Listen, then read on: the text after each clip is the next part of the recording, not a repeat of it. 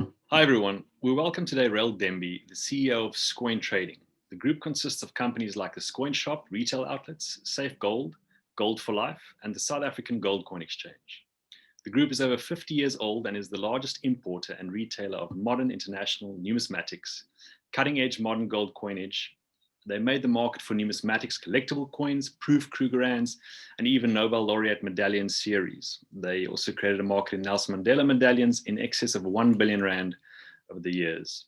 The group boasts companies like Scoin Shop retail outlets, Safegold, Gold for Life, and the South African Gold Coin Exchange. Rael, welcome to Troycast. Thank you very much for having me, Dane. This is a real pleasure.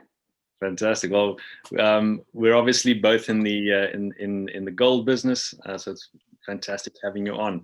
I was thinking maybe you could take us through the various business segments and maybe their respective product offerings. Sure. The mothership of our business is the South African Gold Coin Exchange. That was founded in 1972. My father, Rael Demby, who I'll be speaking quite a lot about in this, is now acting as the chairman of the business. He was a small-time little entrepreneur, selling door to door, trying to make a go of it while he was in the army. He had no money. He really wanted to make a go of it, so he would try to sell cutlery or crockery or paintings and do what he can. And someone during the army days said to him, I see this advert, let's go and buy a Krugerrand. So he bought a Krugerrand from someone in Victoria, and he drove to the South African Gold Coin. He bought it Rand and probably sold it for 510 Rand. And then a few years later, he bought that company, the South African Gold Coin Exchange. So that was the beginning of it all. We'll get into it later, but in 1999, the Scoin Shop came about, and that was a way to further democratize ownership of gold, making it accessible for more people to own gold. The next part of the group of businesses was Safegold, which allows people to store their gold with about a fraction of the price of any other institution or private storage offering. And that also came about from people buying coins and then needing somewhere to put it, and we put it away for them. The last part of the business is Gold for Life, which is our terms type of lay-by system business, where we allow people the opportunity to buy gold with monthly installments that could be just under 1,000 Rand a month. So that's the core group of gold businesses that I help run, and my father acts as a chairman, and we have a team of over 100 strong nationally, and we're just trying to spread the word of gold, just like you guys are. Well, I think it's always been a household sort of brand name that you guys have established, and I think it's definitely been as a result of the innovations that you've brought about in the various business segments. But I know that you are now actually, like as you said, at the helm of the group. So maybe you can give us some background on yourself and how you managed to climb the ranks. Sure. Well, like I said, my father started, and I'm a bit young, so I got a few kick starts or lucky breaks here. But I started, did a BCom at UJ and then a PDM at the Wits Business School. I tried a few of my own projects, but I was always involved with my father since an early age. I'd come to the offices when I was 10 or so, and my love for coins or gold didn't exist at that point. It was more just about business in general. I started my first about 8 years ago when I started in Gold for Life, was building up I was cold calling, and I was trying to expand that brand, and we opened up shops. We did marketing, and we tried to build that brand up. And then when I started being a bit more confident, I moved over to the Scoin group, where I was helping out with retail and marketing there. Thereafter, it was a stint in operations where I really knew about every division in the whole business. And then things just naturally progressed to the point where I was old enough or good enough to take over more responsibility, and I act as the CEO now, and we just try to make things happen and carry on that legacy of gold. And like you said, gold in most forms could be archaic and very old, but we try to make things quite new and fresh and innovative, and our distribution channels are like that. So we're doing well. The whole team is doing really well, and gold is the name of the game for us. Fantastic. Well, we're going to ask you shortly a little bit about the vision you have for the company and where you want to take it. But I think one thing that stuck with us when we actually first met you was the company's mantra, and that's one man, 1 ounce, one region at a time. We love this, and so I thought it's probably a good thing to ask you, why is this the mantra? What does it mean? And I think it leads into the element of the importance of gold savings, physical gold savings outside the financial system, which we're both Troygold and Scoin are big proponents of, and I guess brothers in arms in that regard. Sure. Going back to my father, when he had Gold Coin Exchange, he was selling Krugerrands on credit, Krugerrand sets, and he would go to the coin shows around the world, and he'd meet mints and wholesalers and dealers and coin dealers. And when he would walk up to a table, he felt like they were treating him as like a suspect, like, what are you doing here? Why are you engaging with me? Or can you afford this? And he always felt like, shouldn't you be treating me as a prospect and not as a suspect? So this idea to make gold accessible and warm and friendly was what he wanted. That was the vision. So going back to Scoin and the shops and the mantra being 1 man, 1 ounce, he said, we need to make this easy and democratizing it for everybody. And most people, when you say, would you like to own gold, they don't know how, or they think it's overwhelming, or they think it's only for banks or countries. But that by having the shops around the country, by having the footfall, by having the phone calls, the online presence, people are able to feel comfortable. And that mantra still holds true now, where first-time buyers might be buying silver or a 1/10 Krugerrand, but every single person who ever started with us had to start with 1 coin.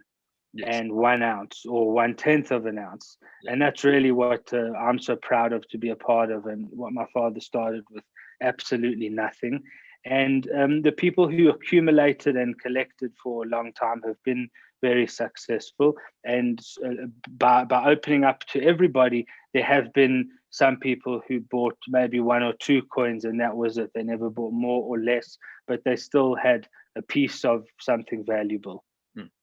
Well, I think what was quite clear was that especially when we started, that the idea of saving in gold or accumulating gold savings almost became a perceived hassle for people, and that accessibility was sort of, like you said, it was your point of departure. Where do you even start to gather it? I think we've tried to obviously make it very tech friendly. And I think you guys have pioneered the accessibility through pure geography, close by retail shops. I think you guys have you'll probably, I'm going to ask you to tell us how many you've got in SA, but I know it's quite a common household name to know that you can go to your closest coin for physical gold. So that was as we understand, was quite possibly the first sort of retail gold chain in the world that you guys established in the Scoin shops. And it's something I grew up with, knowing and sort of, being quite proud that there was a South African company. But, if you can just maybe touch on the strategy or the thinking behind going towards a retail chain where where a lot of coin or bullion dealers would almost, fear to tread. Sure. I mean, again, going back to the idea of democratizing it, the only way to do that was through bricks and mortar, shopping malls, airports, kiosks, tourist destinations, and that just made sense. You would walk in, feel comfortable, have a cup of coffee, and learn about gold for the first time, maybe in your whole life. So purely from a geography point of view, sure, we wanted to be there, but by exposing and expanding ourselves across the country, more people trusted us, and they were able to deal with us over the phone. And we would launch a new coin from a mint from around the world, and the guy wouldn't see it. He would say, "Hey, sounds beautiful. Good idea. Send me the invoice and send me the email. I'll take a look." But people knew that we were bringing in beautiful product from around the world. And again, that's maybe why it just slowly but surely took off. And being able to collect your Krugerrands or get them delivered to your home is a huge win. And then with Safegold, the safekeeping business, being able to just keep it for a couple of £100 a month is really a no-brainer. Absolutely. So making it really easy and accessible. I think. Well, you mentioned a sort of a rare coin now. And some of the ones that you've brought into the country are, I think, exclusive to you guys. So I'm actually going to move on to gold specifically a little bit now, and we can start talking about, the forms of gold, the forms of physical gold. You offer clients both the both bullion gold, or in the form of normal bullion Krugerrands, as well as you've mentioned, commemorative coins or collectibles. I think one thing that everybody that's in that has an interest in physical gold outside of the system, are always a bit unsure of the differences. So maybe if you could just explain to our listeners the difference between bullion and commemorative or collectible, and which are the most popular ones that you experience in demand in South Africa.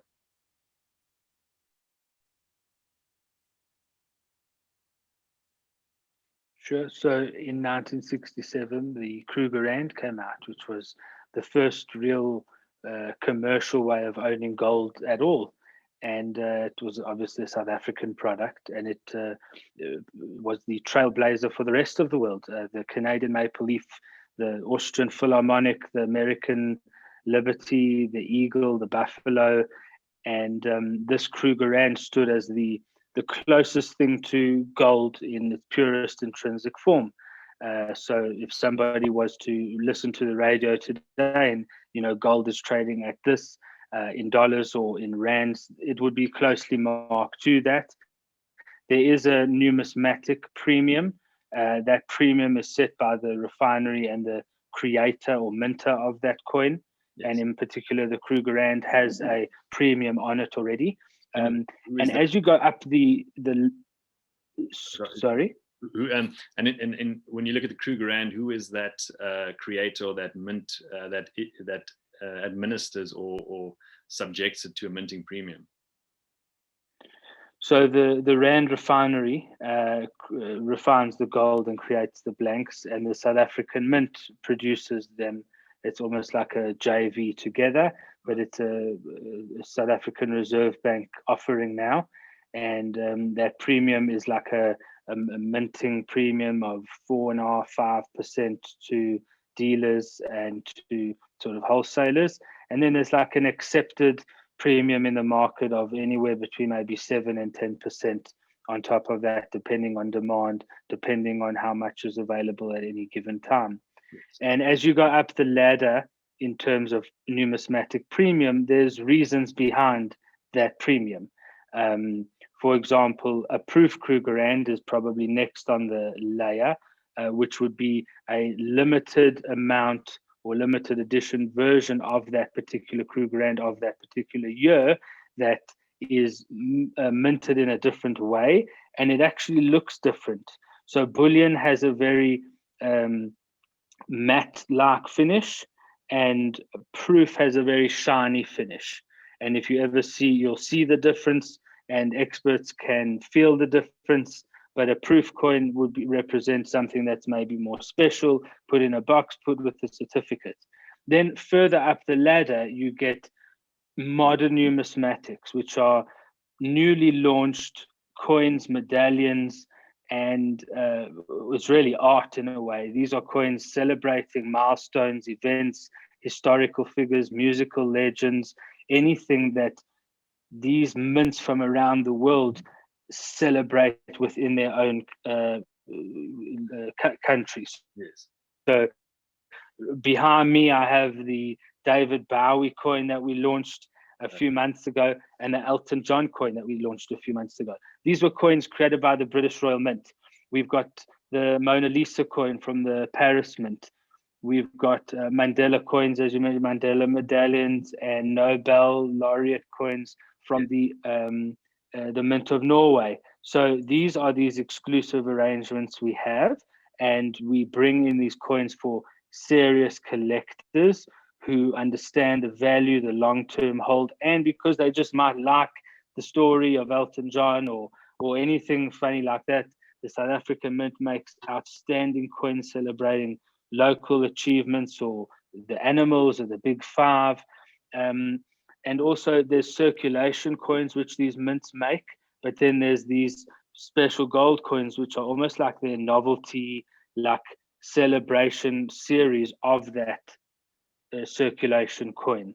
So then the cream of the crop, the final piece of the numismatics is the extremely rare and collectible older coins, numismatics, like a Veldpunt or a single nine or a Sammy Marks Tiki. These are coins that the South African Republic created over 100 years ago and have been kept in such amazing condition that their grading and their provenance and their history is like hundreds and thousands of times more than the value of the gold. So the higher up the pyramid you go, the more costly or the higher the premium is, but the more collectible value. And down there in the bottom, if you're a traditional investor, you might want to start with Krugerrand in its purest form as bullion. And then as you start collecting and you learn more, you go up the ladder until you sort of reach that pinnacle of collectibles, the $1 million coins. I think that's a really good summation. I think we always tell our clients that, you know, bullion is you're buying, it's sort of defined as the weight of the precious metal in the coin or the bar.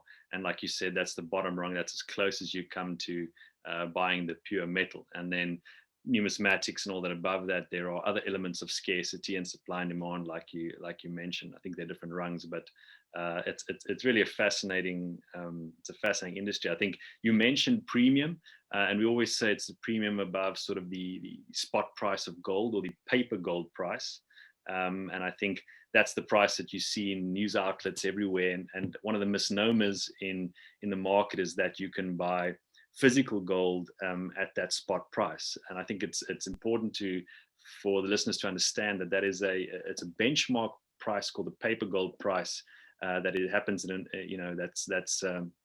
that's governed by paper contracts, and most notably COMEX futures contracts in the financial system, which provides a benchmark price at which you can price physical gold on top of that. But I think a lot of people then ask us when they're looking at becoming gold owners for the first time, what's a paper gold? Why not a paper gold product like a gold ETF? And in South Africa, we've got some of the banks that issue the ETFs. Maybe just if we can briefly look at, if you can maybe just touch upon why you're a advocate for physical gold and how it differs from the gold ETF that you could get or you could be offered by your stockbroker. So, I mean, not knocking ETFs, but it seems to be when there's some kind of interest in it, somebody gets together a bunch of something and creates an ETF. There's Bitcoin ETFs now. There's any type that you want to. But in essence, there's this physical nature of gold is dangerous. It's security risks. There are sort of worries about where it is and if you should keep it in your home and if it's insured. So the idea of having gold ETFs is really great, and I think it made a big impact on gold ownership around the world. There's the spider in overseas, which is massive, and the local ETFs. Standard Bank and ABSA have some pretty big ones. The idea of somebody wanting to own them and using it through your broker or your own exchange is really personal preference. The idea of having your own gold coin in Krugerrand form is really like this tangible, beautiful thing that you get to touch and keep and hold. And you might want to look at it and keep it in the storeroom, but it's really the only store of value you have you can touch and feel that appreciates over hundreds or thousands of years. You might have a vintage car, you might have a beautiful watch, but these coins do represent some kind of savings mechanism. It's safe, it's yours, it's secure, it stands the test of time. And you might have paper contracts of all your other shares, but that feeling of really of being able to touch it is probably the biggest reason to do it and to keep it under your own watch or with your safe custody option.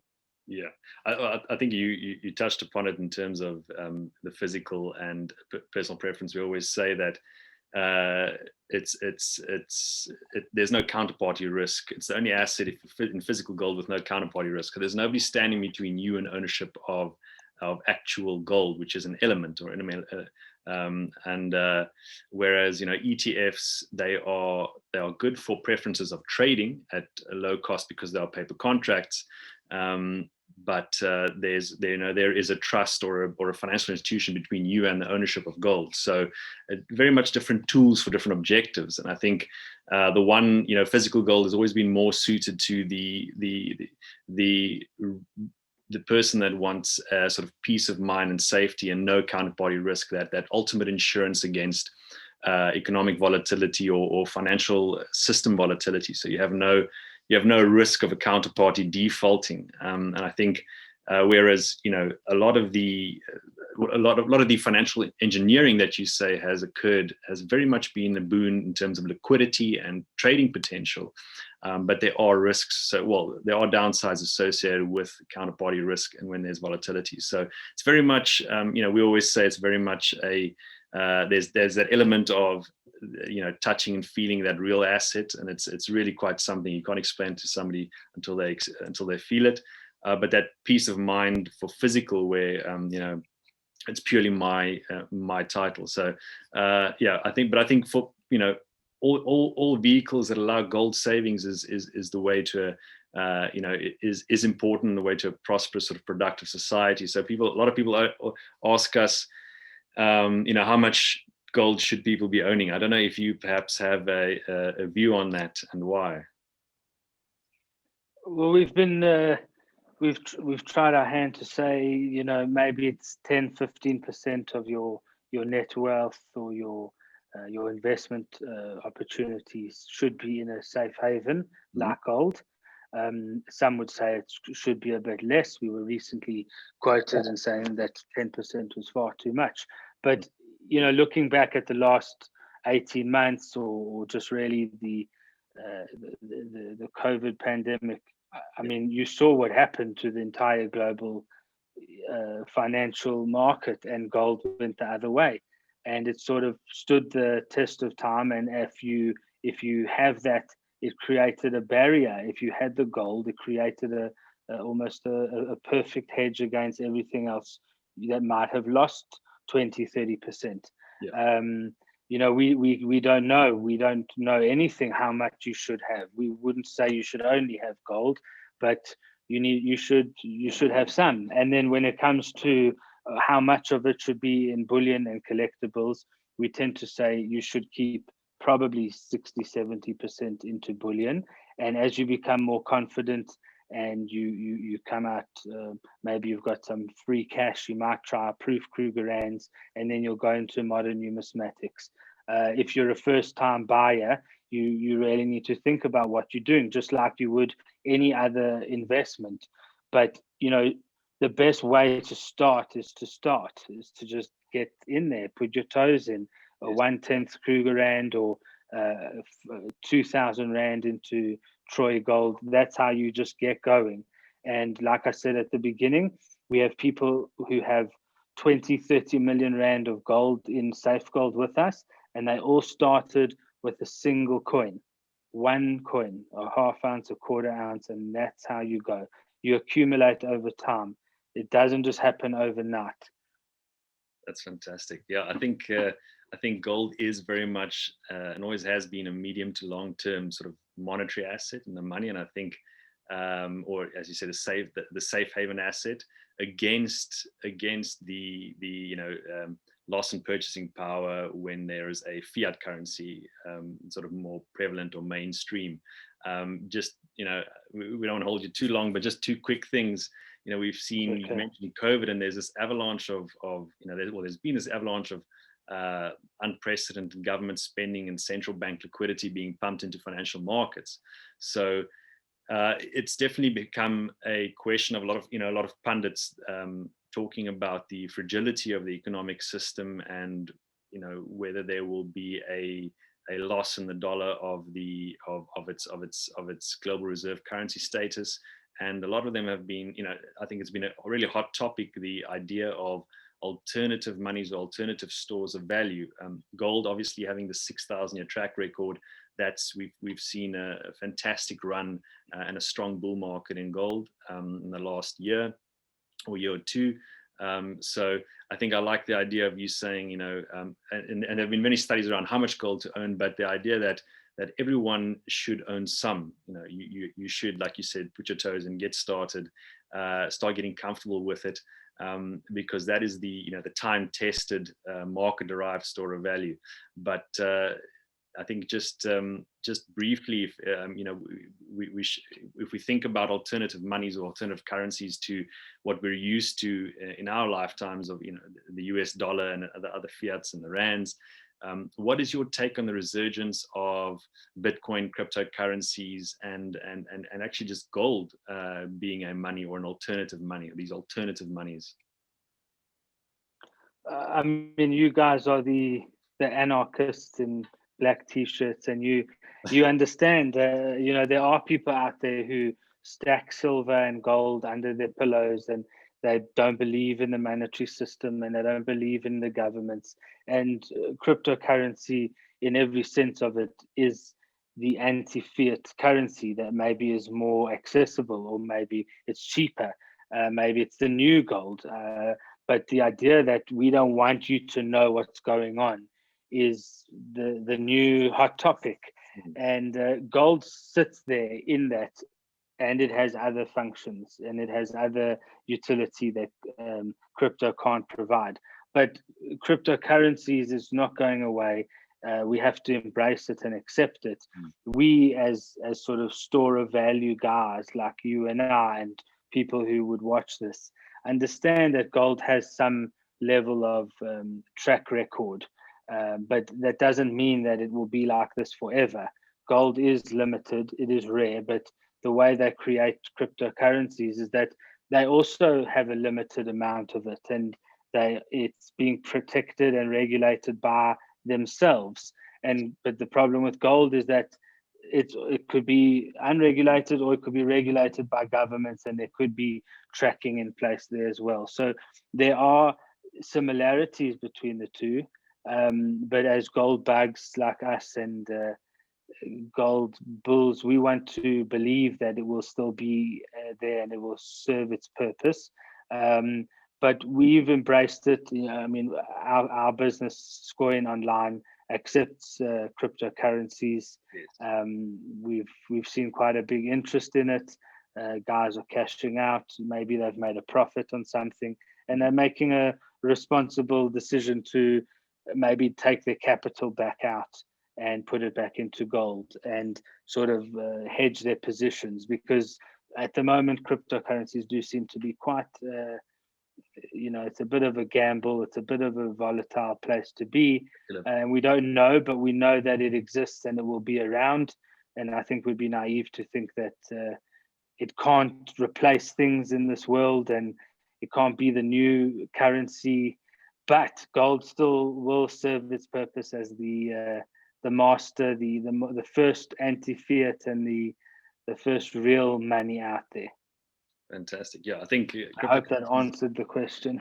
No, I think it would be a whole separate podcast we might have to do just on that. I think we love the fact that we can actually have this type of debate where there isn't, that we're living in a time where we have these alternative currencies, especially nascent ones like cryptocurrencies. I mean, obviously now we try to follow and look at what the smart money and the big boys like Ray Dalio and the Warren Buffett say, and Jim Rogers, and they always talk about it being used as a speculative asset at the moment, and not a currency. I think there's a lot, like you said, there's a lot of utility, and I think we're going to be in an exciting space as long as we, with your initiatives as well, as long as we make it easy, simple, and safe for people to be able to play or acquire in the alternative space. I think that's very much the goal of us as private companies. And in that, just to close off, I promised you we'd want to ask you where you want to take Scoin into the future. What's your vision? And then hopefully, maybe a teaser. Are we gonna see something between Troygold and Scoin in that future?